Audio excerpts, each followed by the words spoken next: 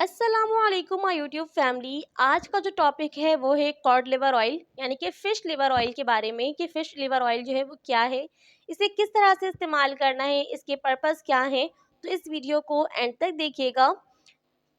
Cod liver oil या फिर fish liver oil ये क्या है कि ये जो है ना एक गुड सोर्स है विटामिन ए का, डी का और ओमेगा 3 फैटी एसिड का।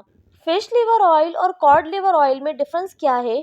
फिश लिवर ऑयल को हम किसी भी फैटी फिश से हासिल कर सकते हैं, जबकि कॉड लिवर ऑयल को हम कॉड फिश से ही हासिल करेंगे। इसका जो मेन डिफरेंस है वो यही है, बाकी इसका फंक्शन जो है वो बिल्कुल सेम है।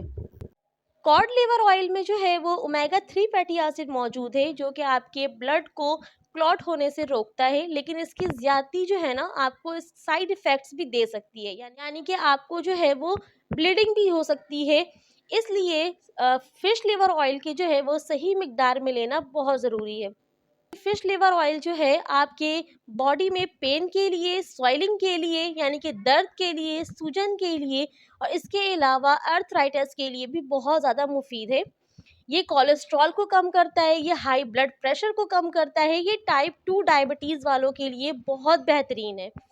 फिश लिवर ऑयल को जो है हम नेचुरली फिश से हासिल कर सकते हैं, लेकिन इसके अलावा अब जो है ना मार्केट में बहुत सारे ऐसे सप्लीमेंट्स आ गए हैं फिश लिवर ऑयल के, तो इसके ज़रिए भी हम अपनी बॉडी में फिश लिवर ऑयल को इनटेक कर सकते हैं। ये टाइप 2 डायबिटीज़ वालों के लिए बहुत ज़्यादा मुफीद है, क्योंकि ये जो है ना यूरिन में प्रोटीन की मिकदार को ये कम करता है, तो इसलिए ये शुगर पेशेंट को भी दी जाती है, लेकिन स्पेशली टाइप 2 डायबिटीज़।